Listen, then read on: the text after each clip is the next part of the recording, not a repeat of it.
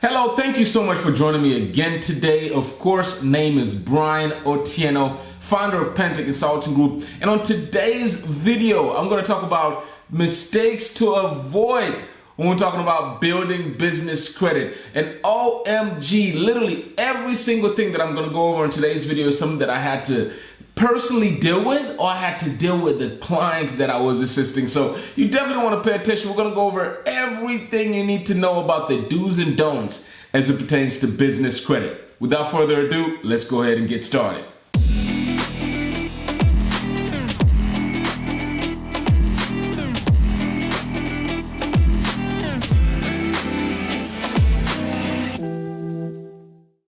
Now, in this video, we're not going to take too much time talking about the benefits of building business credit, having an additional buying power, having just separating your personal credit from your business credit, not carrying all this debt on your personal credit, having a sense of credibility for the business. I mean, there's so many different benefits as it pertains as to why you would want to build your business credit. Mainly today, we're going to be focusing on some mistakes that people make. Okay, and I see these all the time, and some of the mistakes are very simple, okay? Now, if you don't know, we do have a business credit building program. We walk you through step by step. You're gonna be assigned a consultant who's gonna take you through step by step, but make sure that you don't make the mistakes that we're gonna be talking about here, okay? Now, if you wanna build your own business credit, you can definitely do it by yourself. Just like you can represent yourself in court. You can definitely be your own attorney, but it's not really a good idea. So I would highly advise you to make sure you reach out to us, PCGcreditfunding.com. There's a training on there that I have that you definitely want to be able to take a look at. I talk about exactly what you need to know and actually how to get prepared and your mindset ready for entrepreneurship. Even if you've been in business, you're going to find some value in that video. So there's going to be a link in the description below. But first things first, let's talk about 80% of business applications are denied. A majority of these business applications are usually denied because lenders are not able to verify the information being submitted, which leads me to the first thing that I want to talk to you about. Now, we all pretty much are used to it. When you submit an application for credit or a loan, majority of the work is done with the computers. There's automated approvals, or there's some kind of automated underwriting that is done. Very rarely today does that application actually goes to a human being. So that's first things first. You want to make sure when your application is submitted, it goes smoothly and you receive an approval automatically with the computer. When you get that message that we're going to reach out to you within 15 and 30 days, that's one of those dreaded messages you do not want to see. Now, in order for you to have a simple, smooth, automated underwriting process, as I call it, because again, we're dealing with computers here, you want to make sure all the information within all the different sections that they're going to be verifying are all the same. They're going to be looking at your Secretary of State. They're going to be looking at your EIN number information. If you're submitting for a bank loan, they're going to be looking at your bank account information. Make sure all the addresses match, okay? Make sure the name of the business, it's all pretty much the same, okay? So that's one thing, number one. The number one reason why most people get denied is because none of the information can be verified. So first things first, make sure that all the information for your business, it all matches. You have one business name that you write it out every single time you write it out the same way. Make sure that the address that you're using with the Secretary of State, it all matches all the other addresses, and make sure that you're paying your franchise tax fee every single year. With the Secretary of State, you do have to renew the business on a yearly basis. Majority of states require that, and at that point, because sometimes addresses do change, at that point, do make sure you change the address to the most current address for the business. It is critically important that you do so, okay? So that's one of the first things first. The second thing that I want to talk to you about as far as issues and mistakes to avoid when it comes to building business credit is actually building real business credit for a real business, okay? There's a lot of people there that go out and they have a sole proprietor and they have what we call as a DBA, doing business as. Keep in mind, when you're doing business as a sole proprietor, it's all done under your social security number. You still are 100% liable for the debt of the business. There's even legal liability that you're taking. It's probably not the smartest thing to do. Go out there and form a real corporation for your business, okay? You want to go ahead and form an LLC, an S Corp, a C Corp, whatever suits your needs and whatever you think is going to work best for you. If you need to consult an attorney or some advice, I'm not a legal attorney and I do not know what exactly you're doing. So I will tell you this though, majority of businesses, just a simple LLC will do just fine. So you want to form an LLC, S Corp, C Corp, whatever it is that you want to see fit, but definitely stay away from trying to build business credit with a sole proprietor. You can and you will get lines of credit for the business, but these are all going to be tied to your social security number. We're talking about building business credit that is tied to the EIN number, where it's not tied to your social security number. And again, I always try to make sure that I address all the benefits. One of the major benefits is when you build business credit that it ties to your EIN number but not the social security number, you don't get to mess around with your personal debt to income ratio.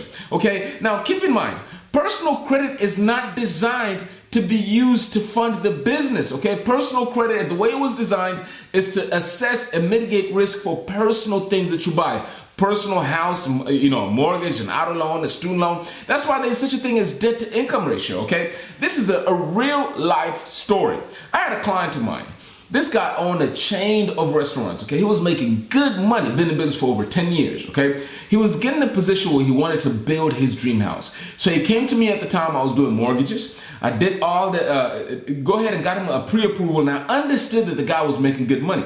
But whenever I got him a pre-approval, we had an issue because of his debt to income ratio. He literally had over $300,000 in business debt that he was carrying on his personal credit, okay? So at that point, I told him, hey, man, we got to start restructure this thing correctly in order for you to get approved for the amount that you need in order to build your dream home. Now, again, he could absolutely afford it without having the debt that belonged to his business on his personal credit. But his debt to income ratio was affected by that. So what we needed to do is, and what we did was, we got him approved for a line of credit for his business, brand new line of credit, 0% interest rate for like 6 months. We're able to roll over that debt from his personal side to his business side. And immediately once we did that, his debt to income ratio went down and he was able to get approved for a loan or a line of credit. So keep that in mind. I always say this, your personal credit was not designed to fund a business. Business, they have different needs. Even the business credit score, there's not so much focus on how much debt the business has. Much emphasis is how fast the business actually pays its debt. Actually, you get more access to more credit the more debt you have on a business. You look like you're growing, which is completely the opposite when you're talking about personal. The more debt you have, the more accounts you have, you actually take a hit on your credit score when you're talking about personal credit, when you depending on what you're trying to do. So that's one of the things that I kind of want to put that out there. You don't want to screw up your debt to income ratio. Another thing is people use personal credit cards to fund their business. A lot of people don't even realize 30% of your credit score is based on balances that you have on your revolving accounts, balances in relation to limits on your open revolving account. So for example, if you have a Capital One credit card with a $1,000 limit and a $500 balance, that means you're 50% utilized. And what the FICO scoring algorithm does, they actually, if they see that you're overutilized or you're utilizing too much of your credit, you actually get a ding on your score. Your score actually goes down when you're talking about personal credit score. Now again, on the business credit building world, that is not an issue. Once you have lines of credit for your business, regardless of what the balance is in relation to the limit, you don't get a negative hit on your business credit score for having or carrying large balances. So again, you want to make sure that you build your business credit score correctly. You want to set up an actual LLC, an actual corporation, C Corp, S Corp, whatever it is. Stay away from sole proprietors and building business credit strictly based on the sole proprietor. Really important that you create an actual corporation. Moving on. Now, this is something that is very critical that I want to kind of talk to you about. The name of your business does affect approval amount, underwriters taking you seriously, or even you might get denied because of the name of your business, or even the type of industry that you're in, okay? If you're in the sex industry, pornographic, or even in the pawn shop industry, or even in financial services or the credit building industry, these are industries that you need to be cautious about as far as coming up with a business name. For example, if you're going to call your business Credit Restoration of America, okay? Credit restoration is considered a high-risk industry. So when you're applying for funding, lenders are going to take that into account. Instead of you getting applied for $20,000 or $50,000, you might get denied or even get approved for even $1,000 or $2,000. So you want to get a name that is actually what I call a fundable name, okay? You want to make sure that you position yourself so not just that you have a name that's marketable, but you want to have a name that is fundable, okay? So regardless of what your business does, think about how and what name that you're going to call your business, and if they're going to have any kind of issues. I will tell you this, just a few quick tips. Credit restoration industry, any kind of financial services, any names that end with consulting. Actually, let me give you a real life example. After the 2008 crash, one of the biggest high-risk industries was real estate.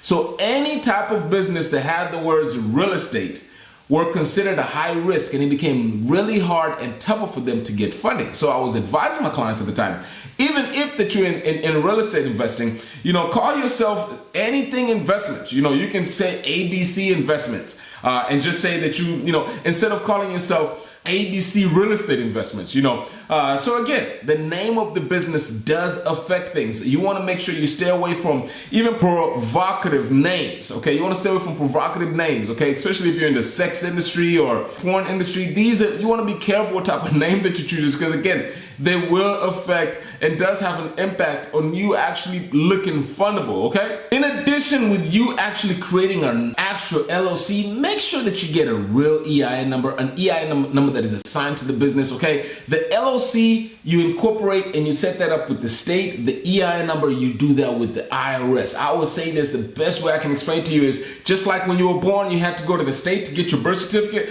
After that, you went to the Social Security office, which is a federal agency, and you got your Social Security number. Very similar process when you're talking about starting a corporation.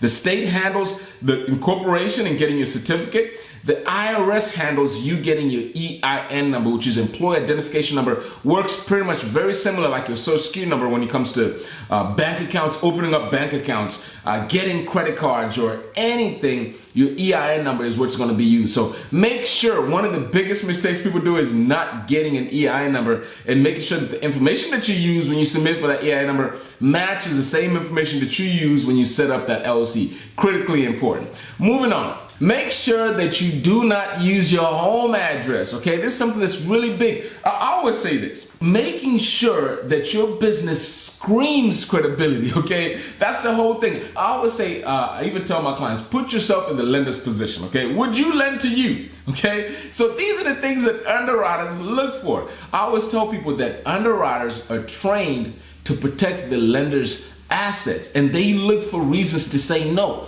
So you don't want to give them a reason to say no. So I would say important for you to get a business address, okay? If you don't have the money or if you don't need an actual business location, get a virtual address for a few $50 or even $75 a month or even maybe less. You can get a virtual address which is going to work well for you. Stay away from P.O. boxes. There's literally lender's application that will not allow to use a P.O. box. At a minimum, the cheapest way, get a UPS box, okay? Because a UPS box is going to have an address, which is going to have a suite, which is actually just a box number. But again, the address looks like a real address. It's very important for you to do that. And again, I always say this, and as a reminder, make sure everything on your business, when you're typing the information on the application, you need to be comfortable with the information that you're providing, and you need to make sure that your business screams credibility, okay? And it's to scream that it's an actually real business. And one of the things that does not scream a real legitimate business is using your home address, okay?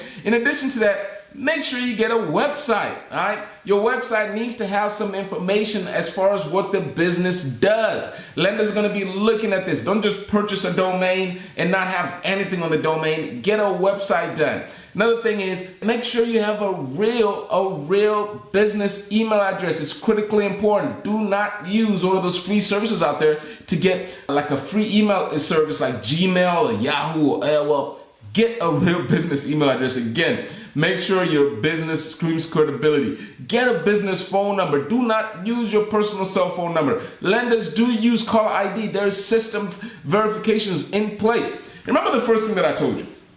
Majority of these applications are all done and approved automatically. There's lender systems, and you will be amazed some of the technology that's out there that does all these automated underwriting. Okay, within seconds they can verify if the phone number is actually tied to the business. They can verify the business address all match with the IRS, Secretary of State. All of this is done within seconds once you push that button. And you want that application to come back as you being approved automatically. You do not want that application to go through the manual process, because what that's going to do is you're going to have somebody that, again, is trained to look for reasons to say no, okay? And sometimes lenders are not going to tell you the reason why you got denied. Matter of fact, it is forbidden for them to tell you the reasons why you got denied. You're going to get a canned response, and maybe the reason why you got denied is the address of the Secretary of State does not match what you presented with the IRS, or your business website is not showing any information, or you use your personal email address and you don't look credible, or the phone number that you presented to them is actually, under your ex-girlfriend's name, okay? So that actually did happen to me. I had a client of mine that had a phone number that was still listed in his ex-girlfriend's name. So these are things that you want to make sure of. I know that we don't use a lot of caller ID like we did in the early 2000s, but each and every single phone, there is a name tied to that phone. Make sure that the name tied to that phone is a business name, not a personal name, which is critically important. I actually created a video on the stages and how to properly create and set up your business. I'll probably leave that video in the link in the description below. But these are the critical things that you want to make sure that you set up correctly. Moving on. The next thing that you want to do is you want to make sure you get any relevant licensing that the business needs, okay? If you're not in a business that requires a license, then don't worry about it. Definitely you want to make sure that you check with your municipality, your local city. But if you're an accountant, if you're a doctor, if you're getting in the healthcare field, these are businesses that require a license. If you're an engineer or whatever, if you're trying to start a restaurant, you can't just go out there and start selling food. You need to get a license from the city. So these are the things that are crucial. Get your business license. I literally have lenders that will get you up $2,500 to $5,000 simply once they verify that you have a business license. And yes, they do verify that you have a business license. So these are things that are critically very important for you to make sure that you get done and you get up set up correctly. Another thing that you want to make sure is you want to make sure you set up your business credit bureau accounts, okay? You want to make sure you set up a Dun & Bradstreet account. It's absolutely free. You want to make sure you have a DUNS number assigned to your business. Critically important. When it comes to Equifax Business and Experian Business, those systems will set up your profile automatically, okay? Dun & Bradstreet, you do not have to pay a dime. You simply have to enroll with Dun & Bradstreet. I'll most likely provide you a link in the description. Once you enroll in Dun & Bradstreet, they'll provide you a DUNS number, and that DUNS number, you can use that when you're submitting applications for businesses. Now, when it comes to Experian, they'll provide you what is called a BINS number. But Experian will only provide and create a business credit profile once you meet their minimum criteria, which is the information has been registered with the state, or you have at least one account open that reports and sends the information to Experian. That's when you will start having a business credit building profile with Experian. Equifax as well, they'll be able to pick up your information through the Secretary of State, or you can pay them. They do have a service that you can pay to go ahead and have your business listed. What I usually suggest my clients do is go ahead and just make sure you get Dun & Bradstreet, and at that point you're ready to go ahead and get the first step set up as far as getting business credit built. Now, there's a few different ways where you can quickly start building business credit, okay? There's option number one, which is the best option. If you have great personal credit, you can get what we call unsecured business lines. You can get up to $150,000 in unsecured business lines for your business. Now, you do have to personally guarantee this. So if you have great personal credit, you can quickly get up to 150 grand in real cash for your business, 0% interest rate. None of these lines of credit will report on your personal credit. They will only report on your business credit. Will quickly get you started on building business credit. So in the later future, you no longer have to depend on your personal credit to finance your business. And we're also talking about big lines here, up to 150,000, which is going to also quickly jumpstart you building business credit, jumpstart you attracting and getting these big offers if you have good personal credit in order to do so. Now, if you don't have good personal credit, you absolutely have nothing to worry about. The beautiful thing about business credit is you can build business credit regardless of what your personal credit score is, regardless of how long you've been in business, regardless if you have bank statements, regardless if you have any collateral. I mean, absolutely. No credit, no assets, no income verification, no collateral is needed at all to start building business credit. What you want to start with is some net accounts and some vendor cards. You want to go to Granger, Uline, Accurate. These are just some of the few accounts that will automatically get you approved for a small line. You know, some of them $300, $500, even up to $1,000, or even some net accounts. Net accounts are the type of accounts that you go ahead and make purchases and you're given 30 days, 60 days, or even 90 days. You know, you have a net 30, net 60, or net 90, or I think there's a net 120, okay? Once you get these accounts, you make your orders. Once you receive your item, wait at least a week or so and then go ahead and pay that account off before that account, net 30 before the 30 days, or net 60 before the 60 days, and so forth and so on. So that's how you can start building your business credit immediately. Option number one, if you have good personal credit, unsecured business credit lines, the easiest way and the fastest way to do it. Option number two, get some net account and get some vendor accounts. Once you've done that and you have a few payment experiences reporting on your business credit building profile, and you can verify that by going to Dun & Bradstreet and looking at your business credit building profile. Once you've done that, then you can move on to the second stage, which is getting some retail accounts. Sam's Club, Dell will get you approved for $5,000, up to $5,000, simply by having one or two payment experiences with some of those starter accounts that we just talked about. You know, Sam's Club, Amazon, Office Depot, Office Max, Home Depot, all of these vendors do have business credit cards, okay? So you want to go ahead and those are the second tier. And then after the second tier, then you'll move on to the third tier, which is fleet cars. You can get auto loans and a few other different other things. There's another video that I talk about that. But anyway, I want to get back to topic here. Hopefully you've got an understanding of some of the don'ts that you don't want to do. Some of the don'ts, let me emphasize on that, that will kind of make the process longer for you when you're talking about building business credit. Hopefully you can get some good tips on this video on how you can make sure that you don't end up like all of these other clients that we're dealing with, because you don't want your application to get denied once you submit that application. You want to go through that smooth process where you get an automatic approval. Because again, once you get denied, they're not going to really tell you exactly why you got denied.